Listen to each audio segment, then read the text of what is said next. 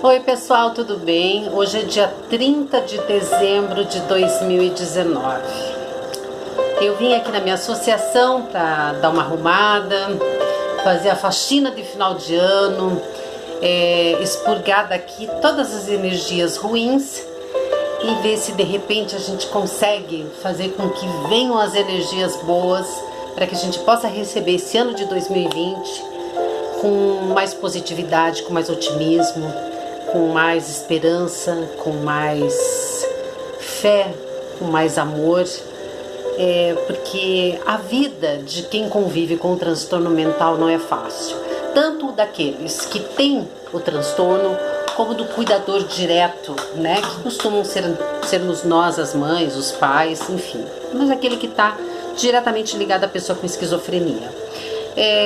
Eu estava aqui mexendo nas minhas coisas e de repente eu descobri algumas coisinhas do meu filho quando ele escreveu.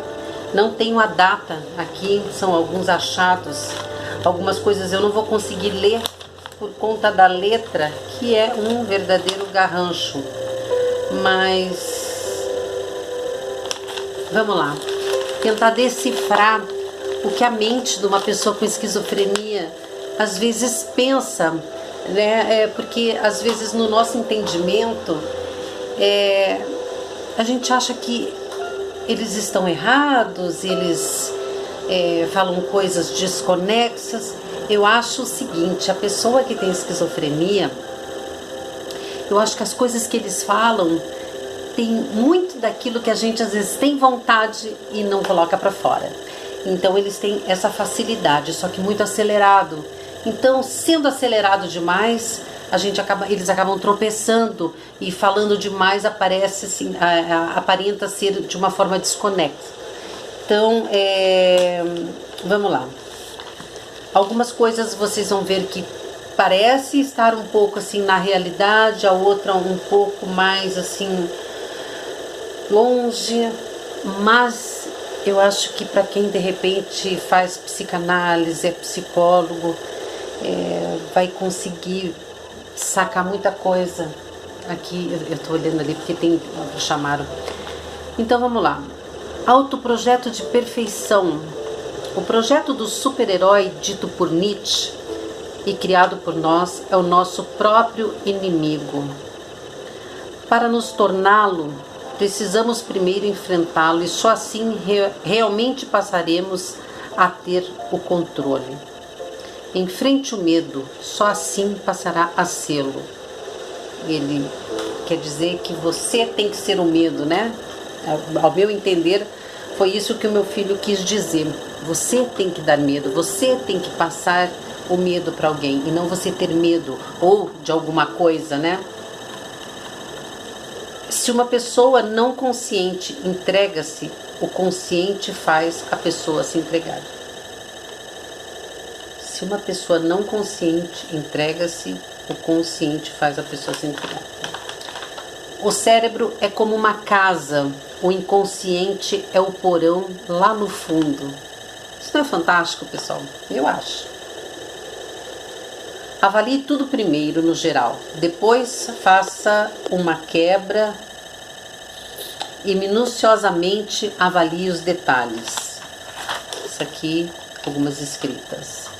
Vamos lá. Não tem data, como eu falei, então eu não sei a sequência que ele escreveu tudo isso. Ser real com uma função. Desculpe o palavreado, mas eu vou colocar aqui exatamente o que ele escreveu, tá bom? Foda-se tudo. Fodam-se todos. Não se precipite ao achar que ainda existem pessoas de bem. Ao ceder, a pessoa vai dar prioridade para si. Aqui a gente percebe que ele não estava num dia muito legal. Recuperar sua confiança, negando a namorada, eu acho que é isso. Estabeleça o menor contato possível com ela. Não deu para ver aqui. Daí ele fez não dá para entender o que está escrito, Parece, a princípio parece ser 95 anos, aí ele fez um círculo versus um outro círculo escrito Deus dentro. Aqui, ó. Não dá pra entender, mas parece ser 95 anos versus Deus. Preocupação com os outros. Daí ele colocou maldade devida a má experiência. Pense no amanhã. Não dá para entender. O melhor instrumento é em si, minha consciência não tem pena de mim. Ela vive me cobrando melhoras. Daí também não deu para entender. Minha experiência diz que não existe reciprocidade com o ser humano devido à sua tendência de dar prioridade a si por um instinto natural. Até que ponto uma pessoa respeita a esposa da outra?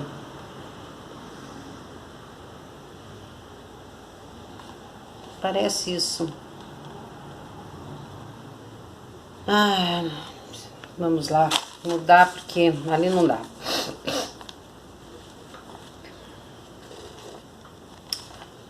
Se gaste no espelho enquanto eu gasto. Isso aqui eu acho que era uma música que ele estava fazendo, mas isso tem muito tempo.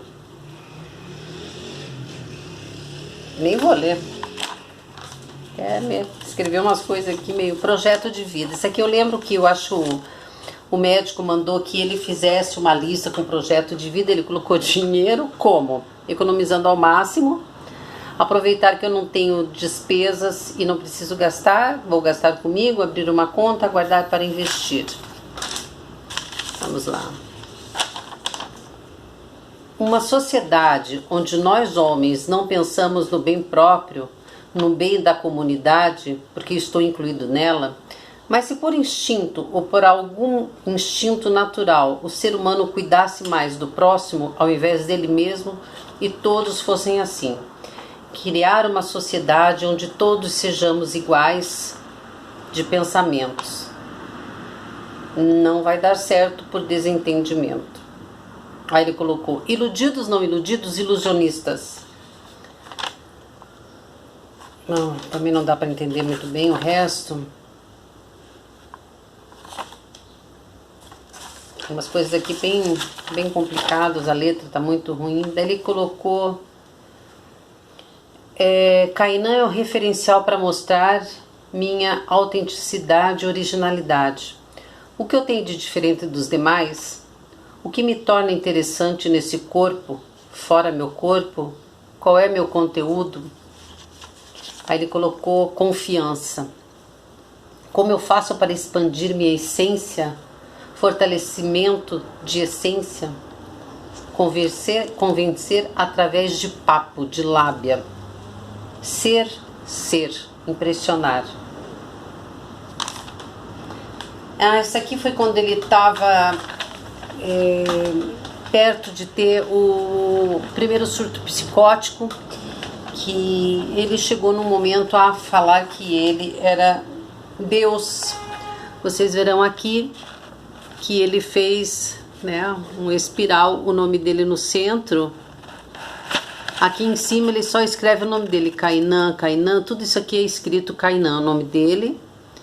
Aqui embaixo eu vou ver se eu consigo ler. A essência chamada Cainã, aí ele coloca entre parênteses Deus, é protegido pelos pensamentos criados por ele. Cuidado para não ser autista. É necessário se relacionar, tendo ciência de que Cainã é invencível e só será vencido por um Deus mais protegido por pensamentos. Acho que era isso. Então, gente, nós costumamos, às vezes, eu acho que a gente tem por hábito as pessoas têm por hábito achar que a pessoa com esquizofrenia é louca. Eu acho que de loucura eles não têm nada, eles têm de uma inteligência ímpar. Obviamente que alguns não, até por consequência da própria situação, né, o ambiente que foi criado, o seu grau de escolaridade, o ambiente familiar, enfim, né, tudo aquilo que a gente sabe que envolve também, para que até possa fazer a pessoa às vezes ter o gatilho despertado para a esquizofrenia, né? Às vezes um lugar muito carente de morar, nutrição, má gestação da mãe, né? Um ambiente familiar também, a pobreza, tudo isso a gente sabe que afeta muito, né? Mas a maioria das pessoas com a esquizofrenia, elas têm uma grande inteligência. Eu acho que só às vezes eles não sabem, alguns não sabem como se expressar.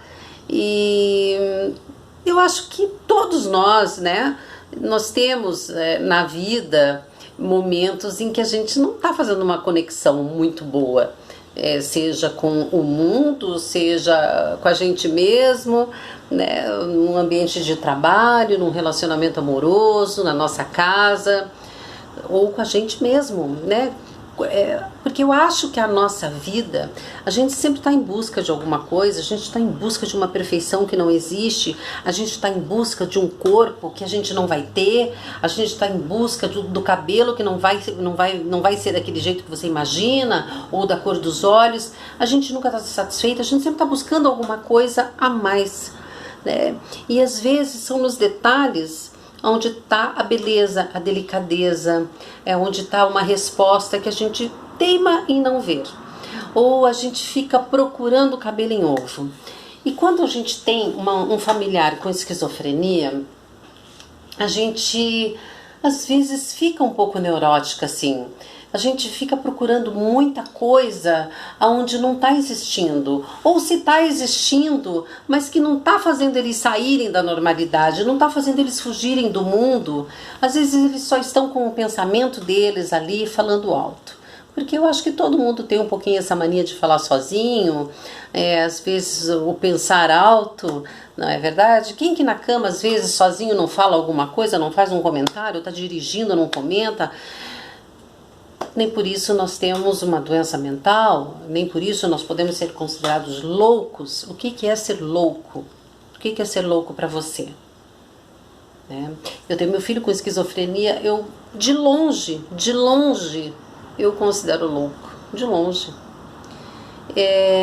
Eu acho que existem coisas nesse mundo em que a gente pode dizer que sim, a raça humana está ficando insana.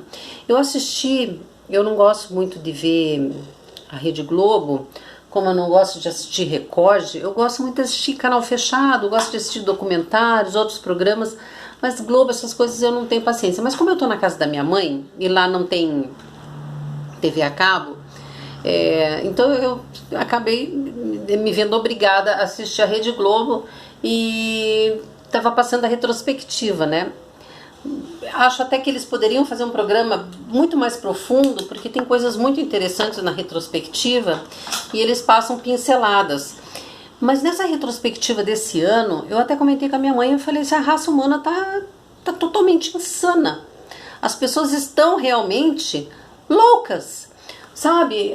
Brigando, violência, gente brigando por bobagem, um ofendendo o outro, sabe? Uma briga de poder. E o poder, gente, não vamos falar da política, isso aí é em qualquer lugar. É um poder na escola, quem que é o melhor, qual é o melhor professor, ou num trabalho, qual que é o melhor do que aquele, qual que é o melhor diretor, ou qual que é o melhor, sabe, representante, qual que é o melhor vendedor. E as pessoas estão perdendo a sua essência e dando espaço para a violência, dando espaço para o lado ruim, que todos nós temos, um lado bom e um lado ruim. Todos nós temos, né, o nosso gênio, né, ou melhor, como diz o meu filho, nosso temperamento, né? E a gente às vezes ele tá ali adormecido até que aconteça alguma coisa e desperte. Mas as pessoas, elas estão ensandecidas. Elas simplesmente saem por aí cometendo atrocidades, barbaridades, e as pessoas chamam quem tem esquizofrenia de louco. Por quê? Porque ele ouve vozes, porque ele sente cheiros, porque ele sente toques no seu corpo. Muitos levarão para o lado da religiosidade, né? Para quem é voltado ao espiritismo, ou até mesmo os evangélicos, às vezes podem achar que é alguma coisa. Eu não vou entrar nesse mérito, né? Porque eu acho que a gente tem que tomar muito cuidado quando a gente fala de religião versus esquizofrenia. Por quê? Porque muitos têm delírios místicos, então a gente tem que saber separar muito bem. A gente tem que cuidar do corpo, mente e da alma. Orar não importa onde, desde que você se sinta bem. E você pode interceder pelo teu familiar que tem esquizofrenia. Agora, as pessoas estão, assim, realmente brutais. Você liga a televisão, ou você abre um jornal, ou você liga a internet, a primeira coisa que você vê é crime, é fulano que matou, é fulano que jogou, é um que atropelou. Aí vem falar que o esquizofrênico que é perigoso e agressivo. Quando eu fiz uma matéria com o Dr. Guido Palumba, que ele é psiquiatra forense, que eu tenho aqui no canal do YouTube, toda a matéria com ele, ele disse que um esquizofrênico não é psicopata, e psicopata nunca será esquizofrênico. Então, premeditar crime, qualquer um pode premeditar, inclusive quem tem esquizofrenia. Porque ele tem o lado da normalidade que todo mundo tem. Não é normalidade, perdão, aquele lado que pode matar, que pode desejar matar. Agora, todo mundo que mata então é esquizofrênico? Todo mundo que premedita um crime é esquizofrênico? Não, mas a pessoa que tem esquizofrenia, ela pode premeditar um crime, sim. Mas ela não é psicopata. O psicopata, ele é desprovido de sentimentos. Um perfil bem normal, bem característico do psicopata é o estelionatário, que ele pode limpar os velhinhos, um aposentado que só tem aquele dinheirinho para viver, e assim mesmo ele não se comove, ele não derruba uma lágrima, ele não se arrepende do que ele fez. Então esse é o perfil do psicopata, ele não tem emoções, ele não demonstra qualquer tipo de sentimento. A pessoa com esquizofrenia, ela tem, às vezes ela não consegue mostrar isso, porque ela está muito introspectiva, mas ela tem sentimentos e ela sofre, ela chora, né? Ela tem emoção, só que às vezes ela não consegue demonstrar mais isso, porque ela está com aquele embotamento afetivo. O psicopata não. O psicopata é frio, totalmente frio. Matar e pegar um pirulitinho ali, não é nem da boca da criança, sabe, pegar ali no balcão, é a mesma coisa. Ou roubar, limpar uma pessoa, pegar o pirulitinho de uma criança, é a mesma coisa. Então a gente tem que prestar muita atenção, pessoal, em como a gente se refere às pessoas com transtornos mentais, né? Eu jamais vou considerar o meu filho louco. Esses dias, eu não sei o que foi que ele disse, que ele falaram de louco assim na televisão, ele veio correndo, gritando e dando risada, ele falou, me chamaram? Eu falei, você era louco. E com o perdão da palavra, eu sempre digo, louco para mim é a pessoa louca no sentido de que ela está tão fora da realidade, sabe, que ela já não sabe mais o que faz, que ela come as próprias fezes. Então, se existe uma palavra louco que defina, pode ser isso, né? E eu acho que não é nem louco, eu acho que é doente, sabe, tá tão doente, tá tão perdido dentro dele, sabe, a mente dele acho que tá tão revirada, que ele tá tão doente que ele é capaz de comer as próprias fezes. E algumas pessoas com esquizofrenia, elas chegam a esse extremo, né? Eu já acompanhei um relato de um rapaz que fazia isso. Ele tentou suicídio tantas vezes, bebendo água fervendo e óleo fervendo. E depois ele comia as fezes. Então ele chegou num grau assim realmente muito, muito, muito triste. E hoje, graças a Deus, ele está bem. É uma equipe do Hospital de Clínicas que cuida dele, né? É uma equipe fantástica com o Dr. Hélio Elques. E então eu acho que nem isso eu poderia dizer que é louco, sabe? Eu acho que eu consideraria louco aquela pessoa que realmente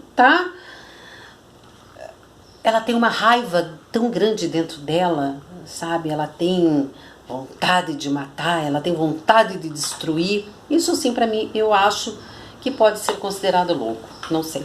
Infelizmente a gente usa no nosso vocabulário, né? Assim, a 3x4, hoje eu tô louca, não tô boa da cabeça, tal.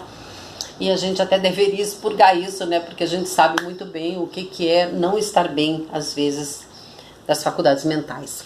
Tá bom, pessoal? Eu queria falar para vocês que 2019 talvez não tenha sido muito bom para você, que 2019 talvez não tenha te proporcionado aquilo que você desejava, aquilo que você precisava, aquilo que você realmente esperava. Mas a nossa vida é um verdadeiro brotar de sementes, né? A gente vive brotando e a gente precisa ser sempre regada. E essa água que rega a nossa vida se chama fé, se chama otimismo, se chama perseverança, se chama resignação, se chama resiliência, paciência. E, Sara, nossa, até parece que é fácil, né? Para você deve estar muito boa a vida. Não, a vida não tá boa, não é fácil. Eu também tenho meus dias que eu tô assim, no gás, que eu tô a ponto de querer desistir da vida. Eu acho que é muito normal. Aí de repente, depois daquele choro todo que vem, que parece uma cachoeira que vem e lava a alma e leva tudo que tem de ruim, a gente renasce. Aí começa a brotar uma nova Sara, né? Começa a vir uma nova Sara, nascer toda florida e tal. Se eu parar de regar, ela começa a murchar, E 2020, o que eu posso esperar de 2020? Que eu sempre peço para Deus, né, para Jesus, é muita saúde mental e física, né? Porque o resto, pessoal, a gente vai conquistando com a saúde, né? Você tendo saúde, você corre atrás. Agora, quando você não tem saúde, você não tem condições de nada. Então a saúde em primeiro lugar. Eu não logro assim, uma viagem pro exterior trocada de carro. Lógico que eu quero trocar de carro. Lógico que eu quero fazer uma viagem legal com os meus filhos. Mas se não aparecer, não tem problema. Se meu filho tiver saúde, os meus filhos, os meus netos, eu tiver saúde e a minha família, tá louco de bom. Né? O resto a gente vai tocando, vai levando, até a hora que Deus achar que a gente tem que partir. Então eu desejo para você que está aí para baixo hoje, achando que realmente a vida não te deu aquilo que você queria, eu acho que Deus dá exatamente aquilo que a gente precisava, sabe? Por mais dolorido que seja, por mais que você diga assim, você acha que eu merecia ter um familiar, principalmente se for um filho, que é onde mais dói na gente, né? Desse jeito? Era isso que você queria para você? Eu sou espiritualista, né? Eu sou kardecista, então eu creio até que foi uma escolha minha.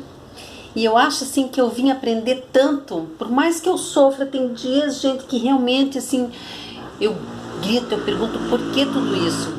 Mas de repente eu vejo que tem um propósito muito grande. Eu acho que a gente vai lapidando o espírito da gente. A gente vai aprendendo com tudo isso que a gente vem passando. Você vai se transformando em outro ser. Aquele ser que você era já não existe mais. Ou você se transforma numa pessoa melhor, ou você vai se transformar numa pessoa pior, amarga, uma pessoa sem vida, uma pessoa que só reclama, uma pessoa que esbraveja por tudo, que reclama, que ninguém vai querer por perto. Ou você vai se tornar alguém e que as pessoas gostariam que você realmente fosse sempre, inclusive aquela lá de trás, né? Que você fosse como você é hoje, às vezes com mais paciência, porque a pessoa que tem esquizofrenia, ela faz isso com a gente. Ela faz a gente praticar a paciência, né? A empatia, de se colocar no lugar deles, de procurar entender por que de certas coisas. Não é fácil, gente, não é fácil, eu sei disso, eu tenho meu filho em casa, né? Mas eu confesso para vocês que as pessoas que não têm esquizofrenia, às vezes se tornam uma pedra, um obstáculo muito maior no meio do caminho do que eles. Eu acho que eu enfrentei muitos obstáculos com algumas pessoas do que se elas não estivessem no caminho. Porque você lapidar essas pessoas que não têm esquizofrenia, e é como se você pegasse a pedra, né, para lapidar e ela escorregasse. Você corre atrás e ela escorrega. E você tira uma lasca, aquela lasca vem no teu olho, sabe? São pedras assim brutas e difíceis de lapidarem essas pessoas no meio do caminho.